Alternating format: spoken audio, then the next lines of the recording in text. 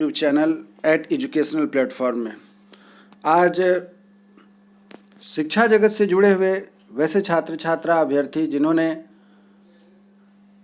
BEd की training पूरी करने के बाद शिक्षक पात्रता परीक्षा सीटीईटी, बीटीईटी या अन्य इस तरीके की जो भी पात्रता परीक्षा क्वालिफाई करके बैठे हैं, उन अभ्यर्थियों, छात्र छात्राओं, अभ्यर्थियों के लिए बहुत ही सुनहरा न्यूज़ आज शिक्षा विभाग, शिक्षा मंत्री के द्वारा आया है। यह बहुत ही खुशी की बात है कि जो आज यह सूचना आई है, चिर प्रतीक्षित 7वें चरण की शिक्षक नियुक्ति संबंधित यह इन्फॉर्मेशन है, सूचना है। और सूचना आने के साथ ही मैंने आपके सामने यह प्रयास किया है कि अधिक से अधिक छात्र छात्रा अभ्यर्थियों तक यह सूचना पहुंच सके। इसके लिए आपके साथ मैं उपस्थित हुआ हूं। जैसा कि अब आगे आपकी जिम्मेवारी है कि आप इस वीडियो को आखिरी तक सुनें और लाइक तथा शेयर करें। अच्छा लगे तो सब्सक्राइब भी करें, जिससे कि इस तरह की जो भी कुछ शिक्षा जगत एवं रोजगार की जगत से जुड़ी हुई सूचना आपके लिए हो, उसको मैं लेकर के आपके पास उपस्थित हूँ और इसका नोटिफिकेशन सबसे पहले आपके पास पहुँचे। तो चलिए आज की इस चिर प्रतीक्षित 7वें चरण की जो शिक्षक नियोजन की प्रक्रिया है, उस पर जो शिक्षा मंत्रालय द्वारा सूचना आई है शिक्षा मंत्री के कलम से, उन सभी मुद्दों पर हम लोग चर्चा करते हुए आगे बढ़ते हैं कि क्या सूचना आई है। इस पर आपको देखना है, सुनना है, समझना है और फिर यदि अच्छा लगे तो इसको सब्सक्राइब तथा शेयर एवं लाइक भी करना है। आयोग करेगा 7वें चरण में शिक्षक नियुक्ति की प्रक्रिया को। आयोग करेगा 7वें चरण में शिक्षकों की नियुक्ति, आयोग करेगा। यह बात ध्यान देने की बात है। अब जो एक कुछ नया नियम बदल रहा है वह यह है कि पंचायती राज व्यवस्था में छिनेगा नियुक्ति का अधिकार। पंचायती राज व्यवस्था में छिनेगा नियुक्ति का अधिकार। इससे अभिप्राय यह हुआ कि पंचायत लेवल से लेकर के ऊपर जहाँ तक भी नियोजन की यह प्रक्रिया होगी, इसमें पंचायत लेवल का अधिक से अधिक हस्तक्षेप खत्म हो जाएगा। अब इसमें क्या क्या विशेषता है इस नियोजन के बारे में, उस पर मैं थोड़ा फोकस डालता हूँ, फिर डिटेल्स में इस पर चर्चा होगी।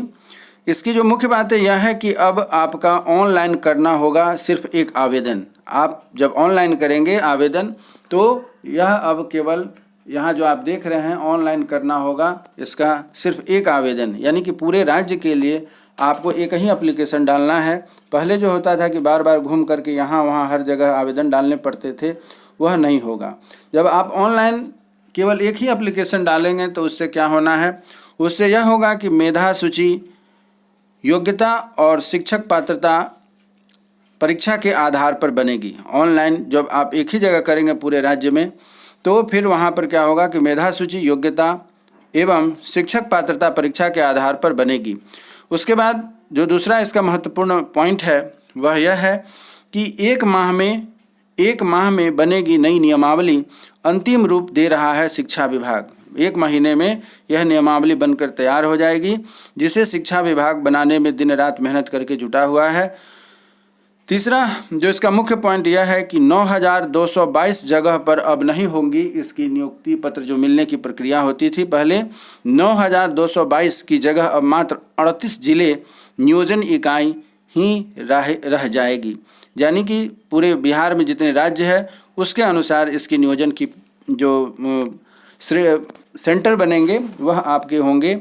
इसीलिए कहा गया है कि 9,222 की जगह अब 38 जिले नियोजन इकाई ही रह जाएगी। और भी इस पर कुछ मुख्य बातें हैं जिस पर कि हम लोग ध्यान देते हैं। वह यह है कि अब आपके बिहार में जो नई शिक्षक नियोजन होगी उसमें 2,25,000 यानी 2.25 लाख शिक्षक तकरीबन बहाल होंगे।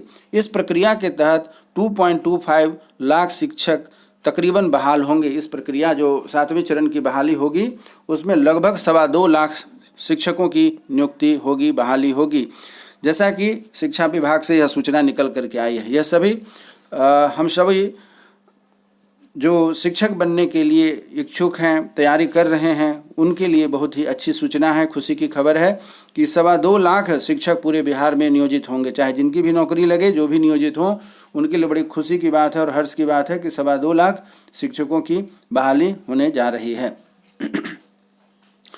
ऐसी नियमावली की जरूरत क्यों पड़ी? स्पष्ट कहा जा रहा है कि ऐसी नियमावली की जरूरत क्यों पड़ी। इस पर स्पष्ट है कि क्यों जरूरत पड़ी इस तरीके की नियमावली की। पुरानी नियोजन नियमावली के तहत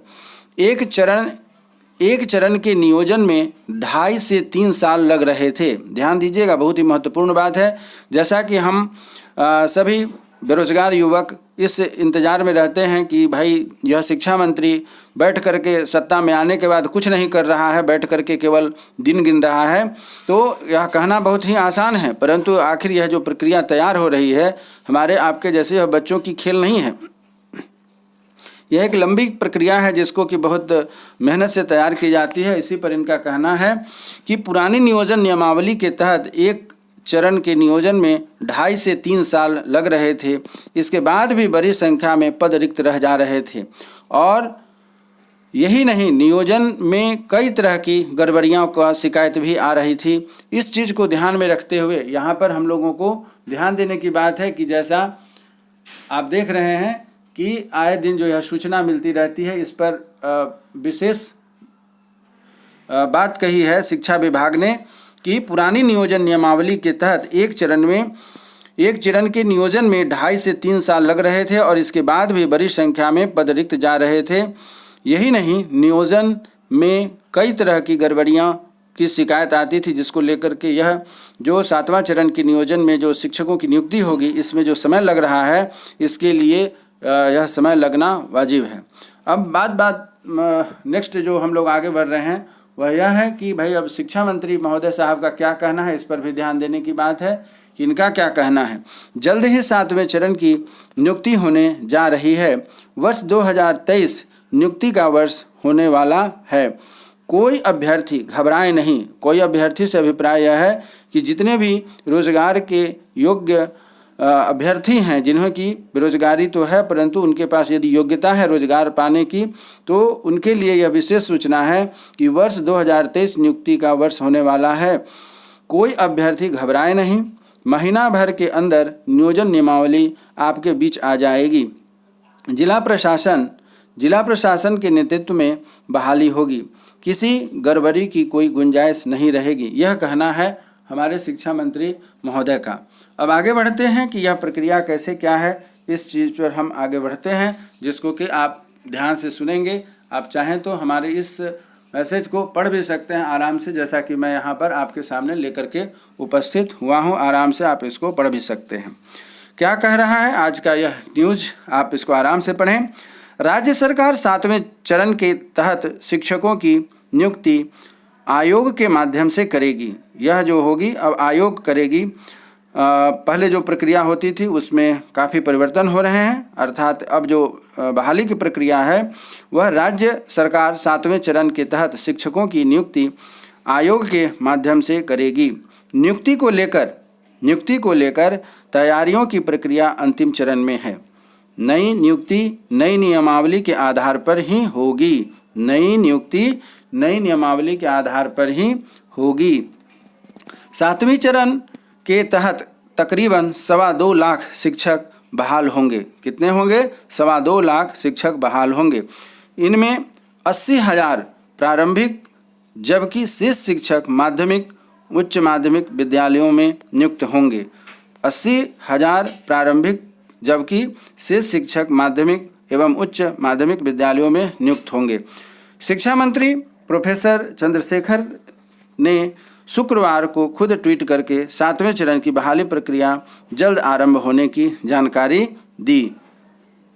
7वें चरण की बहाली प्रक्रिया जल्द आरंभ होने की जानकारी दी है।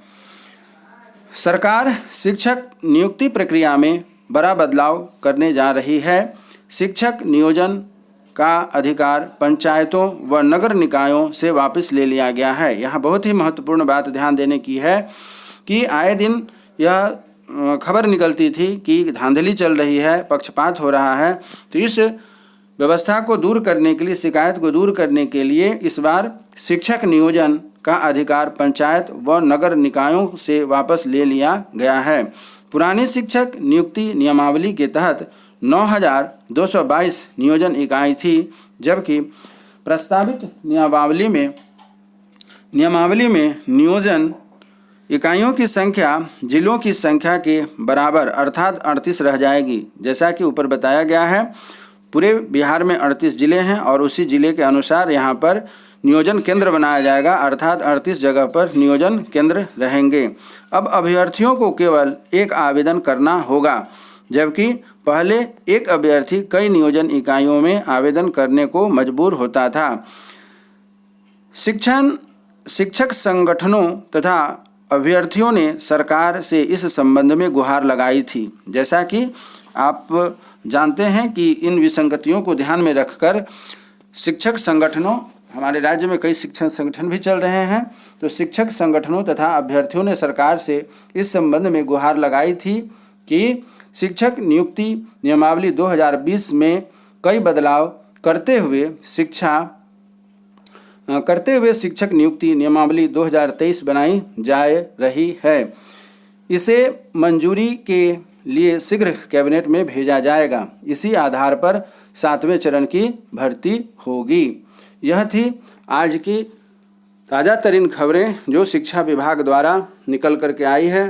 साथ ही साथ शिक्षा मंत्री के द्वारा जो यह स्टेटमेंट दी गई थी ट्वीट करके, स्पेशली इस शिक्षक नियोजन प्रक्रिया को लेकर, वह आपके पास मैं उपस्थित हुआ हूँ। आगे इससे संबंधित जो कुछ भी नई सूचना होगी वह फिर अगले वीडियो में आपके साथ मैं शेयर करूँगा। इसी उम्मीद के साथ कि आप हमारे साथ इसी प्रकार इंतज़ार में अगले वीडियो के रहेंगे और हमारे इस YouTube चैनल से यदि आप प्रभावित हैं, अच्छा लग रहा है, उपयोगी लग रहा है तो इसे सब्सक्राइब करें। फिर अगली वीडियो में हमारी आपकी मुलाकात होगी। तब तक के लिए जय हिंद, जय भारत, जय हिंद, जय भारत।